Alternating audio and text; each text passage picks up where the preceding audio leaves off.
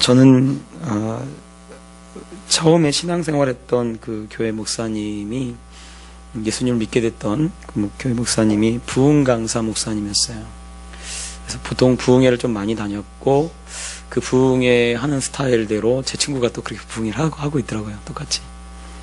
근데 제가 이제 처음에 그 목사님 밑에서 이렇게 배우고 신앙생활 하는데 가끔씩 안 맞을 때가 있다라는 생각이 자꾸 드는 거예요. 뭐가 안 맞냐면 이 부흥 강사 목사님들의 좀 특징이 뭐냐면 아주 성령에 충만하셔가지고요, 즉흥적이셔요.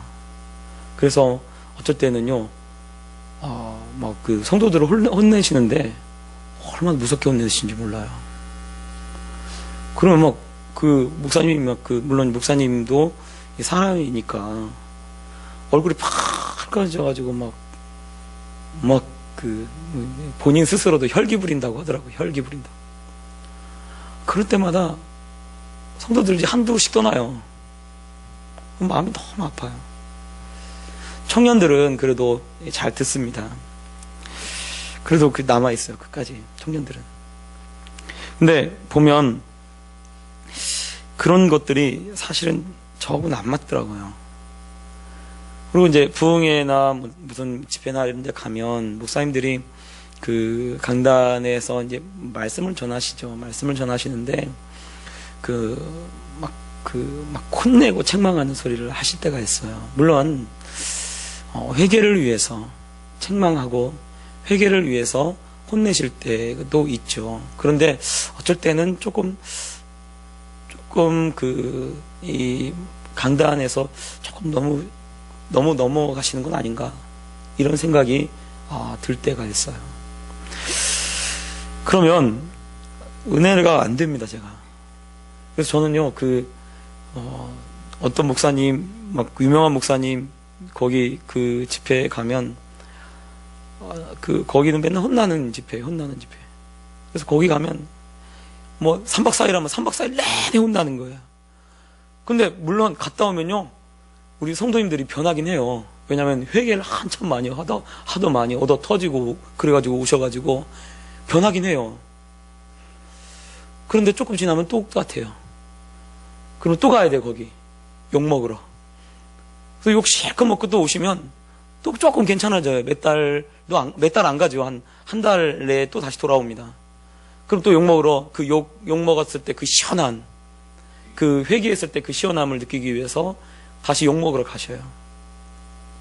그게요, 욕이 중독이 됩니다. 그래가지고. 근데 저는 이제 그런 게 너무 싫은 거예요. 책망하고 때리고 이런 것이 너무 싫은 거예요. 왜냐하면 하나님이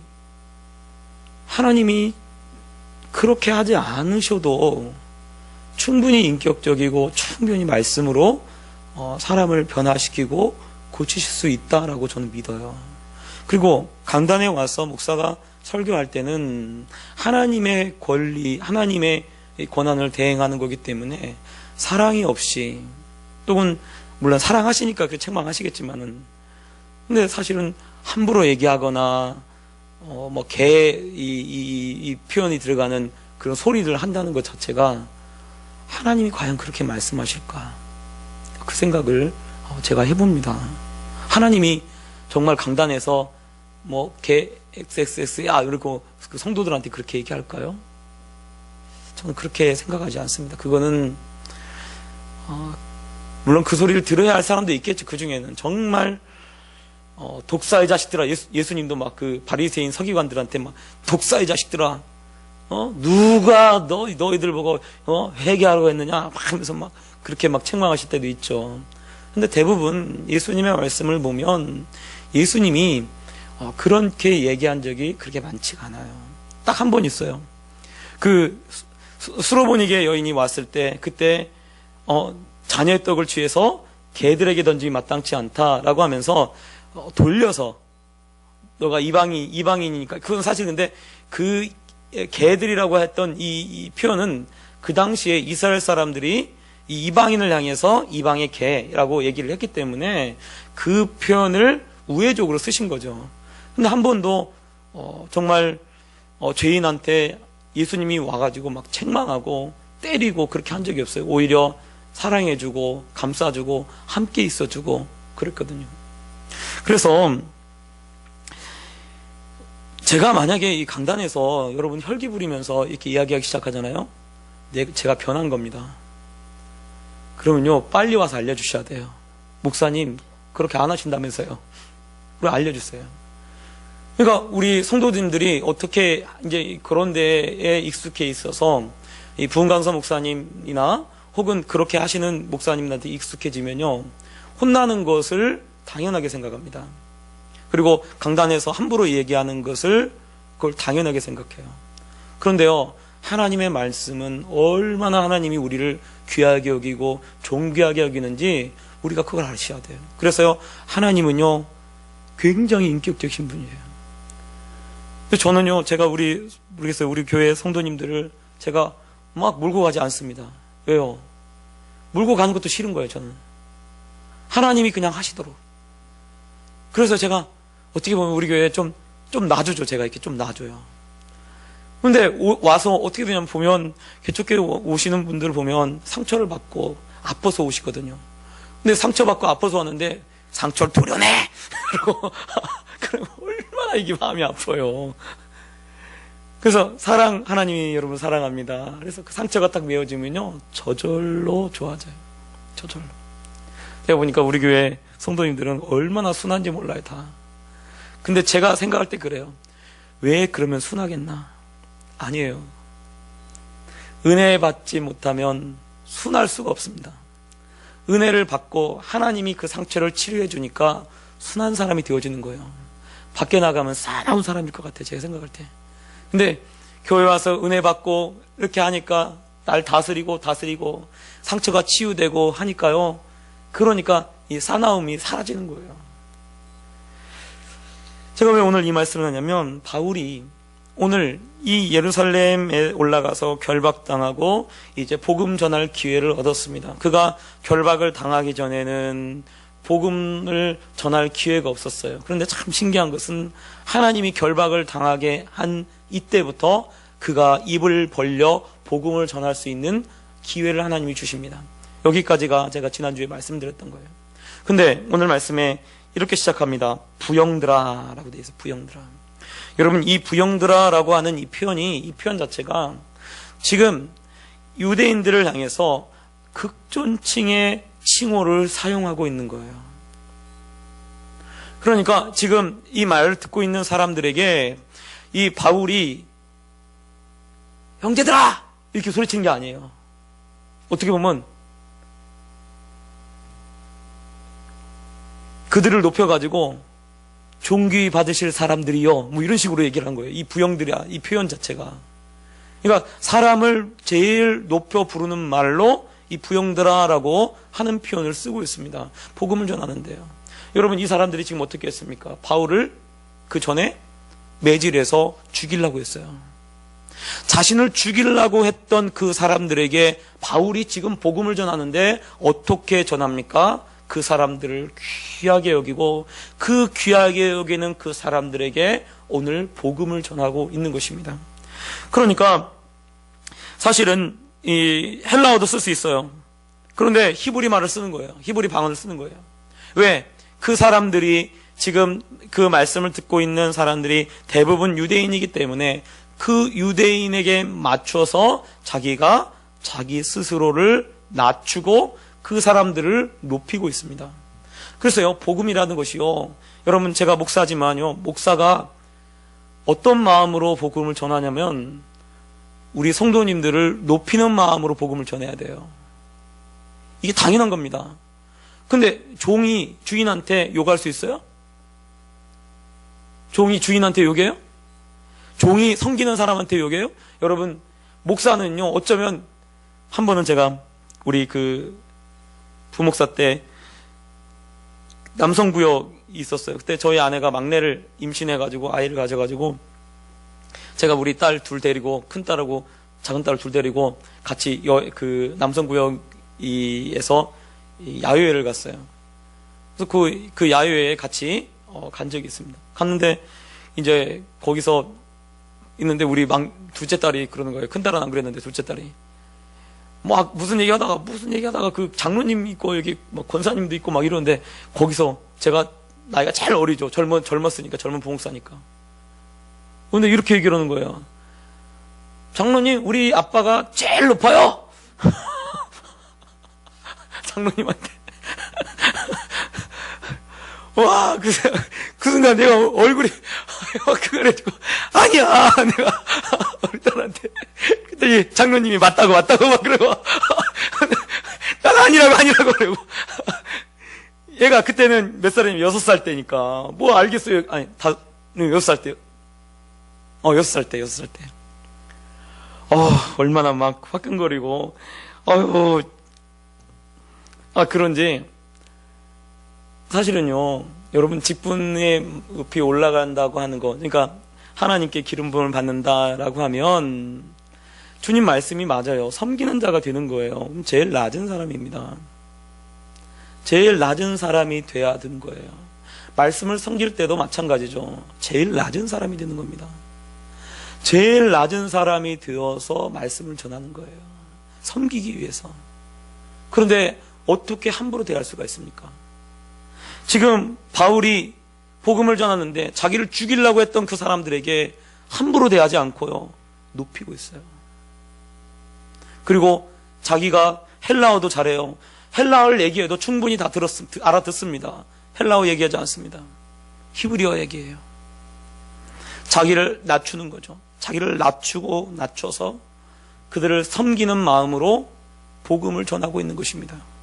그래서 여기 보면 3절에 보면 나는 유대인으로 길리기아 다소에서 났고 이 성에서 자라. 즉 이 성이라고 하는 것은 예루살렘에서 자랐어요. 그리고 가말리엘 문화에서 우리 조상들의 율법에 엄한 교훈을 받았고 라고 되어 있어요. 그러니까 이 당시에 제일 유명한 그런 그 대학원, 신학 대학원이 어디냐면 바로 이 가말리엘 문화예요. 이게 제일 유명한, 그 당시에 제일 유명하고 권위 있는 그런 신학 대학원이 가말리엘 문화에서 배운 사람들입니다. 그래서 바울이 거기를 나왔어요. 거기를 나오는 사람들은 대부분 다 어떤 사람이 되냐면 바리새인처럼 되어지는 거예요. 바리새인. 실제로 지금 예루살렘에 가면 이 빵모자 쓰고 다니는 사람들이 있어요. 유대. 이 사람들을 랍비라고 하는데요. 검은 옷을 입고요. 이 빵모자 쓰고 랍비가 그러고 다닙니다. 이 사람들은요, 군대도 안 가요. 이스라엘이 남자도 가고 여자도 가요, 군대를. 그런데 이 사람들은 빵모자 쓰고 이렇게 검은 옷 입고 막 그러고 다니는 사람들을 보면 이 사람들을 뭐라고 얘기하냐면 종교인이라고 얘기를 합니다. 지금으로 말하면 이 사도행전의 이 시대로 말하면 이 사람들이 지금 가말리엘 문화의 그 사람들인 거죠. 거기를 나온 사람들이에요. 그럼 바울이 지금 유대인으로서 자기가 얼마나 하나님의 말씀에 자기도 유대인처럼 지금 여러분이 나를 대적하는 것처럼 나도 그렇게 했다는 것을 보여주고 있는 거죠. 또 4절에 보니까 내가 이 돌을 박해해서 사람을 죽이기까지 하고 남녀를 결박하여 옥에 넘겼노니 이에 대제사장과 모든 장로들이 내 증인이라. 지금 증인이 있다는 거예요. 내가 그렇게 했다는 것을 지금 이 무리 중에, 이 사람들 중에, 이 장로들 중에 혹은 대제사장이 증인이다라고 이야기를 하면서 자기를 지금 이 유대인들과 동질화시키고 있습니다. 왜 그렇게 하겠습니까? 복음을 전하기 위해서 자기를 낮추는 거예요. 복음을 전하기 위해서 자기를 낮추고 정말 이 사람들을 섬기기 위해서 그렇게 모든 것들을 자기를 낮춰서 자기가 유대인들하고 똑같이, 당신들하고 똑같이 그렇게 됐다라고 이야기를 하고 있는 것입니다. 그 극존칭을 써가면서, 존대하면서. 우리가요, 하나님의 말씀을 믿는다는 거, 하나님을 믿고 따른다는 것은요, 그리고 정말 하나님 말씀대로 살아가는 것은요, 상대방을 무시하는 것이 아닙니다. 상대방을 존중하는 거예요. 상대방을 존중하는 것이 복음의 시작입니다. 존중하지 않으면요, 복음을 제대로 들을 수가 없어요. 왜냐하면 내가 이미 교만해지기 때문에 그래요. 내가 서로 낮추려고 하고 내가 낮은 곳에 있으려고 하면 그럴수록 하나님의 복음이 잘 들립니다. 여러분, 예수님이 어디에 태어났습니까? 예수님은요, 구유에 태어나셨어요. 그러니까 어디 가야 예수님을 만날 수 있냐면, 어느 곳에 가서 예수님을 만날 수 있냐면 구유에 가야, 마구간에 가야 예수님 만날 수 있는 거예요. 여러분, 예수님의 직업이 목수였어요. 그런데 이 이스라엘의 이 직업군 중에 하층민의 그 직업이 목수입니다. 예수님 만나려면 어디로 가야 하냐면요, 밑으로 내려가야 돼요. 높은데, 예루살렘 이런 데 가서 하나님 만나는 게 아니에요. 하나님 못 만나요. 어디로 가야 하냐면 낮은 데로 가야 돼요.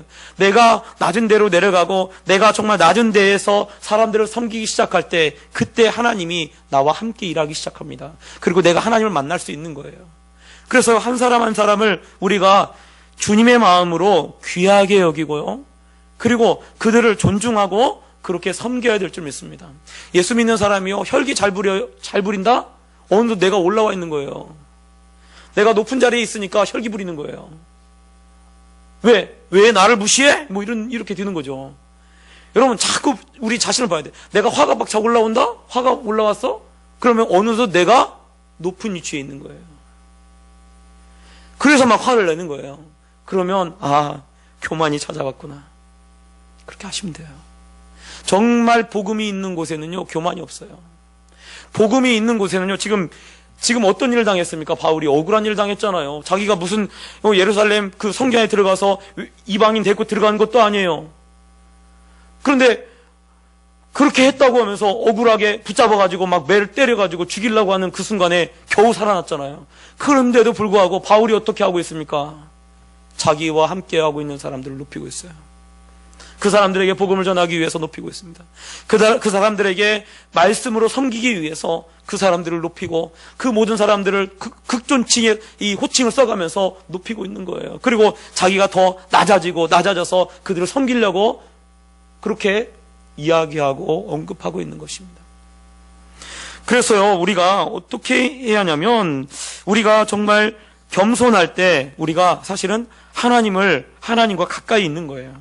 교만해지면요, 전혀 하나님 음성이 들리지 않습니다. 하나님 말씀이 들리지 않아요. 그래서 우리가 사람을 귀하게 여기고, 한 사람을 소중하게 여기고, 한 사람을 얻기 위해서 바울은 지금 직접 유대인을 얻기 위해서 유대인과 같이 되어지는 거예요. 율법의 자유한 자지만 율법의 매인자처럼 그렇게 자기를 언급하고 이야기를 하고 있는 것입니다.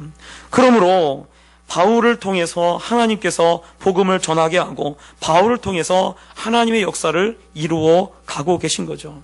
여러분, 하나님이 어떠한 사람을 사용하십니까? 당연히 겸손한 사람, 인격적인 사람, 그 사람 사용해요.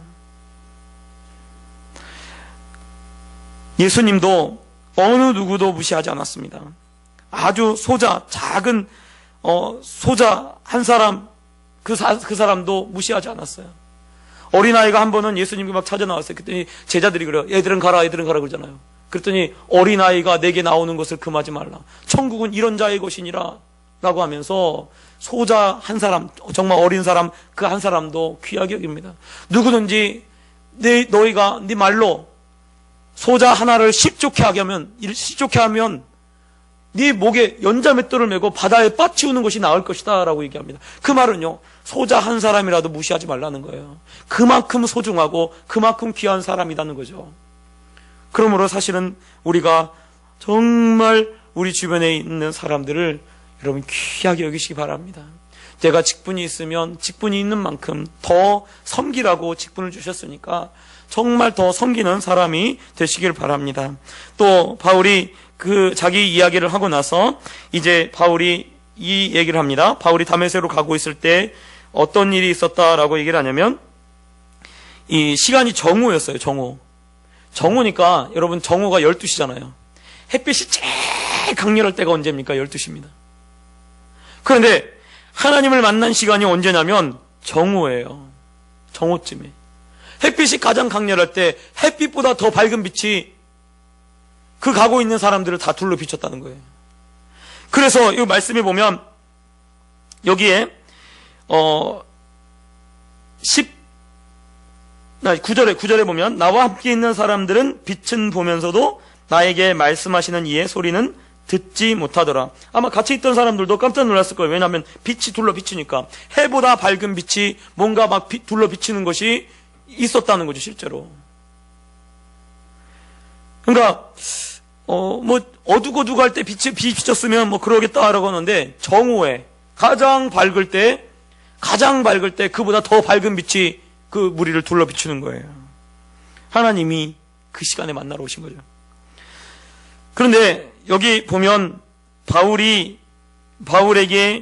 이 빛이 비쳤다는 것이 바로 하나님의 영광이었음을 우리가 알 수가 있습니다. 그래서 바울에게 지금 직접 예수님이 오셔서 이 목소리를, 음성을 들려주고 계시죠. 그런데 나와 함께 있는 사람들은요, 빛은 보면서 소리는 듣지 못합니다. 그 많은 사람들, 바울과 함께 사람들을 결박해서 그렇게 하기 위해서 가고 있는 사람들 중에 딱 한 사람, 빛이 비쳤지만 딱 한 사람, 바울만큼 그곳에서 하나님의 음성을 듣습니다. 다른 사람은 듣지 못해요. 어쩌면 하나님이 거기에 있는 모든 사람들을 한꺼번에 회심시킬 수도 있었을 것 같아요. 또 바울이 갑자기 그 빛이 비치고 나서 음성을 듣고 그리고 가려고 했을 때 눈을 뜨지 못해요. 그러면 이 바울이 뭔가 무슨 일이 일어났구나 라고 생각했을 것 같아요. 옆에 있는, 주변에 있는 사람들이. 그런데 아무도 예수님을 믿었다는 소리가 없어요. 오직 바울만이 예수님을 믿고 예수님을 따르는 사람이 되고 있다는 거죠. 이게 무엇을 보여주냐면, 여러분, 사울이라고 하는 이 바울이 예수님을 믿게 되기까지 바울도 예수님을 직접 만나는 경험을 갖습니다. 그런데 그걸 누구한테만 허락했어요? 바울에게만 허락한 거예요. 우리가요, 교회 와서 저는 우리 성도님들이 다 주님을 만났으면 좋겠어요. 하나님을 직접 만났으면 좋겠어요. 왜 바울은 만나주시고 왜 난 안 만나주십니까? 여러분, 그런 의문 한 번도 가져본 적이 없으십니까? 제가 예전에 기도할 때 하나님, 나는 막 기도하면서 저는 하나님 도마보다 더한 놈입니다. 저는 꼭 만나주세요. 제가 그렇게 기도한 적이 있어요. 그렇게 하니까 또 만나주시더라고요. 여러분, 어떤 분이 그래요. 도마, 그 얘기하면서, 도마 보고 주님 그러죠. 너는 보고 믿느냐? 보지 않고 믿는 믿음이 복되도다. 여러분, 그러면 도마는요, 예수님의 제자였습니다. 그리고 사도였어요. 사도인 사람도 예수님 만나고 손 넣어보고 그렇게 믿는데, 내 믿음이 얼마나 대단해서 하나도 안 보고 하나도 안 경험하고 그러고 믿으려고 그래요. 우리 애들도 마찬가지예요. 여러분, 제가 작년에 보니까 우리 애들이 우리 목사 딸이잖아요. 근데 수련회 가서 하나님을 만나기 전까지는요, 여지껏 아빠 얘기밖에 안 돼요. 아빠 얘기. 그런데 하나님을 만나고 나니까 부인할 수 없고 하나님 계시다는 걸 알아요. 그래서요, 누구든지 마찬가지예요. 바울도 마찬가지입니다. 바울도 예수님을 만나서 변화된 거예요. 예수님을 만나기 전에는, 예수님의 음성을 듣기 전에는 변화되지 않았습니다. 우리도 마찬가지예요. 사람이 언제 변할까요? 물론 하나님이, 제가 볼 때 어쩌다 한 명 정말 말씀 듣고 정말 그 도마보다 좋은 믿음 주셔가지고 그 말씀 듣고 쓱 변하는 사람이 어쩌다 한 명씩 있어요. 그리고 대부분 다 하나님 만나야 돼요. 하나님 직접 만나야 합니다. 우리가 정말 하나님 나를 만나달라고 이렇게 하나님 앞에 그렇게 기도해야 될 줄 믿습니다. 왜 바울이 지금 그 사람들에게 자신의 이 경험을 이야기할까요? 먼저 자기가 어떻게 해서 변화됐는지 그 이야기를 하게 될까요? 그것은요, 여러분도 똑같이 그렇게 경험할 수가 있습니다 라고 지금 이야기하는 거예요.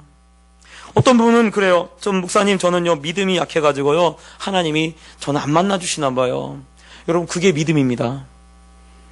나는 안 만나주신다고 하는 것이 믿음이 되어버리는 거예요. 왜 그렇게 생각합니까? 반드시 만나주십니다. 어느 누구도 마찬가지예요. 하나님 앞에 간절히 원하고, 아니 바울처럼 핍박하는 사람도 하나님 만나주시는데, 하물며 정말 하나님 앞에 간절히 찾고 구하고 부르짖고 이렇게 하는 사람을 하나님이 안 만나주시겠습니까? 당연히 만나주시죠. 그리고 하나님을 만나야 변화되는 거예요. 하나님 만나지 않으면 절대로 변화 안 됩니다. 어느 누구도 마찬가지예요. 바울도 마찬가지고요. 베드로도 다 부인하고 그랬다가 다시 부활하신 하나님 만나고 나서, 그러고 나서 변화된 거예요. 그 전에는요, 그냥 똑같아요. 우리랑 똑같아요. 무슨 일, 어려운 일이 나면 몰라요 이러고 피했다가 또 아유 내가 왜 그랬지 이러고 또 돌아오는 그런 식이에요. 그런데요, 하나님을 완전히 만나고 성령을 체험하고 나서 어떻게 변합니까? 예수님 이름 전하지 마라 했더니, 우리는 듣고 보고 들은 것을 우리가 전하지 않을 수 없다 라고, 그러니까 매질해가지고 놓잖아요. 그러니까 막 매질 당해도 막 기뻐하고 즐거워하고 막 가서 복음 막 전하는 거예요. 어느 누구도 막지 못합니다. 왜요? 자기가 경험했으니까. 여러분요, 내가 경험한 거는요, 자신 있게 얘기할 수 있습니다. 하나님을 만나는 거, 하나님의 음성을 들었던 거, 하나님과 경험했던 거, 이런 것은요 절대로 잊혀지지 않아요. 내가 경험한 건데, 내가 체험한 건데, 이거는요 내가 막 믿음이 약해질 때마다 그 경험이 사실은요 나를 붙잡아줘요. 그러니까 우리는요 하나님을 만나는 경험이 있어야 돼요. 근데 어떤 분은 그래요. 막 몇십 년 전에 만나고 그 다음에 안 만나. 이제 그때 끝. 여러분, 그건 지금 내 신앙이 뭔가 잘못된 거예요. 여러분, 우리는요 날마다 주님을 만나야 될 줄 믿습니다. 아니 내가 4년 전에 5년 전에 만났어요 예수님. 그리고 나서 그때부터 계속 안 만나면요, 지금 내 신앙이 지금 멈춰 있는 거예요. 정지해 있는 거예요. 어떻게 합니까? 더 주님 만나러 나가셔야 돼요. 날마다 경험해야 돼요. 바울이 왜 바울이 될 수 있습니까? 그가요 날마다 하나님을 경험하고 날마다 하나님을 경험하니까 날마다 자신을 죽일 수 있었던 거예요. 날마다 자기가 작아지고 날마다 주님을 섬길 수 있었던 것입니다. 그러면 우리가 사실은 바울처럼 하나님을 경험하고 체험해야 될 줄 믿습니다. 이게요 정말 우리 영혼에 꼭 필요한 거예요. 아니 하나님께서 성령도 부어주시는 그 하나님이, 내가 그렇게 만나달라고 하는데 하나님 안 만나주시겠어요? 당연히 만나주시죠. 하나님이 살아계셔서 하나님이 정말 변화시켜 주시고 함께 그렇게 만나셔서, 그리고 내게 정말 바울한테만 특별한 체험이 아니라 내게도 특별한 체험을 하게 하실 줄 여러분 믿으시기 바랍니다.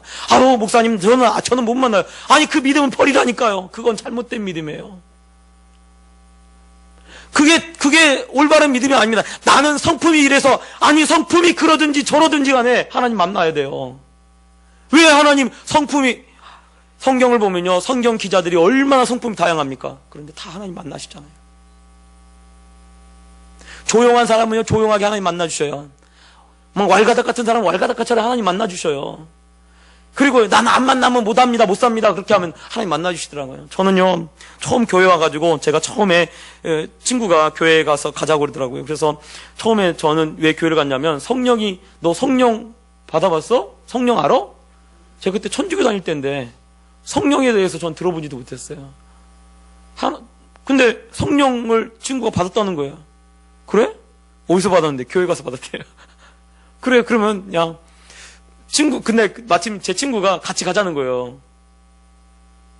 그래가지고 사실은 그 친구가 가자고 해가지고, 그럼 내가 한번 같이 가자 이러고 가기로 한 거예요. 그런데 그 가기로 한 때 친구가 안 나온 거야. 제 친구가, 같이 가자고 한 친구가. 근데 저는 또 다른 그 교회 다닌 친구랑 제 약속을 했잖아요. 약속을 하면 제가 지킵니다. 그때 당시 고등학교 3학년 때도 약속을 하면 지키는, 내가 약속을 했으니까 나는 약속 지킨다 이러고 혼자 교회를 찾아가지고 그 교회를 찾아 들어갔어요. 그다가 깜짝 놀랐죠. 왜냐면 천주교는요 굉장히 거룩하고 조용해요.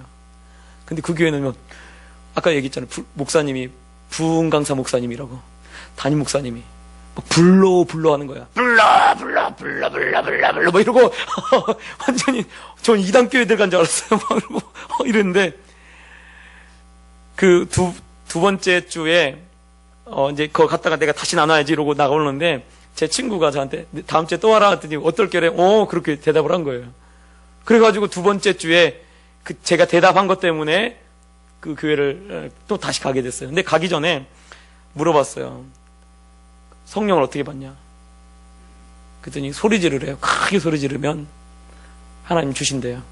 그럼 어떻게 소리 지르려 하냐? 했더니 제 친구가 하는 말이 그 성전 안에 있는 그 학생들보다 네가 제일 크게 하면 성령을 주신대요. 거짓말이에요. 잘못 알고 있었던 거예요, 그거. 근데 사실은 그게 제 믿음이 돼가지고 정말 그렇게 제일 크게 소리 지르고 그렇게 하니까요. 만나주시더라니까요. 아니, 그렇게 해도 만나주시는데 하물며 이렇게 주님 잘 섬기고 정말 주님께 나와서 저녁 예배까지 드리고 이렇게 하시는 분들이 하나님 앞에 부르짖는데 안 만나주셔요? 이상하죠, 그러면. 우리가요, 내 믿음이라니까, 그게. 이렇게 해도 만나주신다라고 하면 하나님 만나주셔요. 하나님 얼마나 좋으신 분인데. 여러분, 그래서요, 우리가 하나님을 만나는 경험이 있어야 될 줄 믿습니다.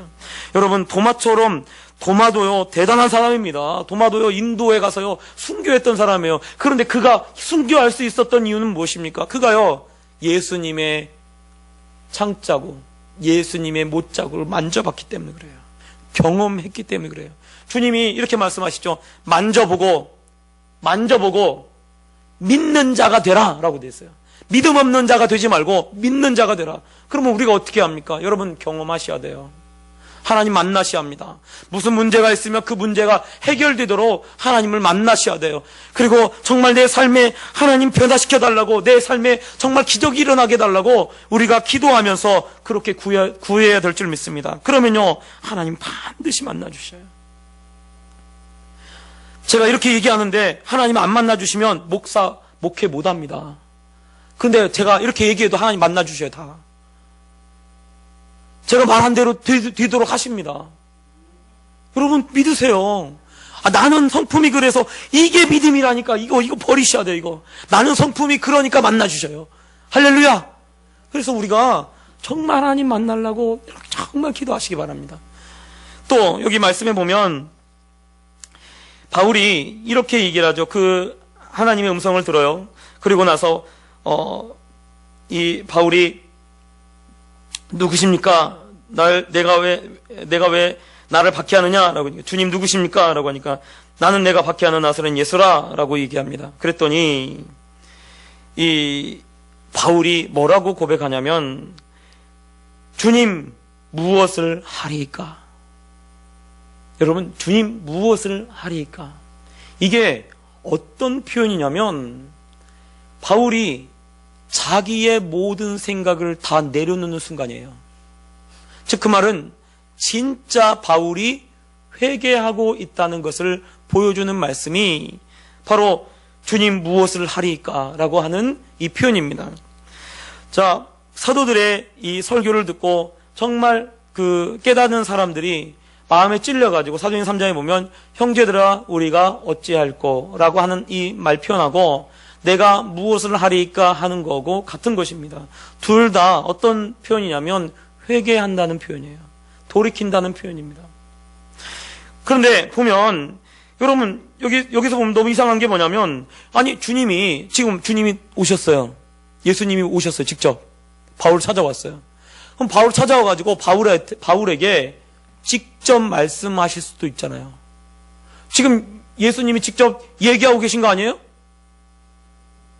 바울에게 바울이 지금 이렇게 계속 바울하고 얘기하니까 주님 내가 무엇을 하리이까? 라고 했을 때 예수님이 지금 직접 찾아오셨잖아요. 그럼 예수님이 직접 말하면 더 권위 있고 더 능력 있고 더 이렇게 멋질 텐데 아무 말씀 안 하시고 성으로 들어가라. 내게 말 사람이 있다라고 하면서 이야기를 하지 않아요. 저는 이게 너무 이상해요. 왜? 아니 직접 얘기하시면 더 권위가 있고 더 멋지고 아마 더 바울이 그렇게 할 텐데 하나님 그렇게 하지 않아요. 다메섹으로 들어가라. 내가 해야 할 모든 것을 거기서 누가 이르리라. 이름도 안 알려주죠. 누가 이르리라. 그런데 사도행전 9장에 보면 3일이 지나요. 3일이. 다메섹으로 들어가서 바울이 어떤 일을 합니까? 식음을 전폐하고 그리고 하나님께 기도하고 있습니다. 근데 하나님이 어떻게 해요? 눈을 다 가려놔요. 아무것도 못하게.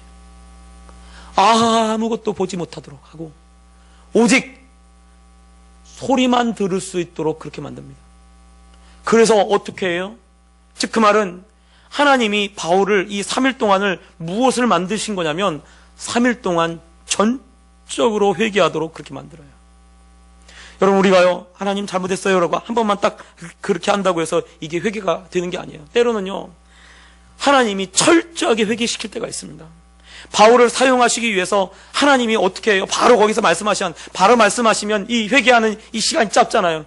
그러니까 3일 동안 식음을 전폐하고 금식하면서 하나님 앞에 잘못하고 자기가 무엇을 잘못했는지 깨닫도록 하나님이 그렇게 하셔요. 보지도 못하게 만들고 그리고 오로지 하나님의 음성만 들을 수 있도록 그런 상태로 만들어서 그를 하나님이 이끌고 있는 거죠.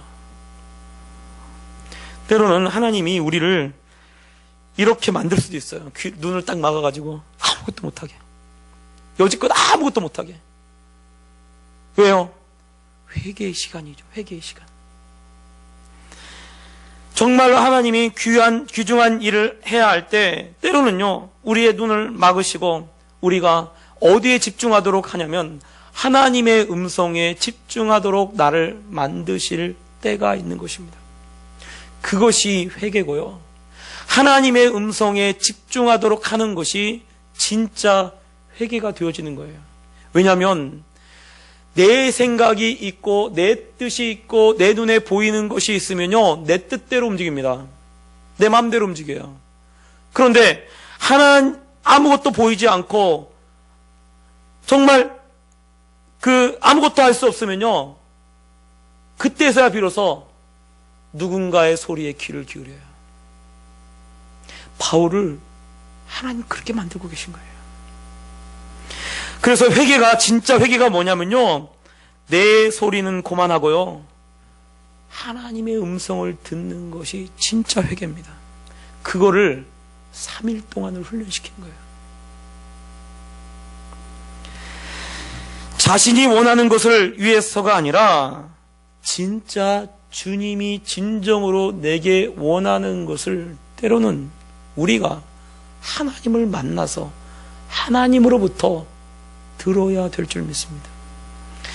주님이 사도행전 9장에 아나니아라고 하는 사람에게 찾아가셔서 아나니아에게 뭐라고 말하냐면 어디 가면 사울이라고 하는 사람이 있으니까 그에게 안수해서 다시 보게 하라라고 얘기합니다.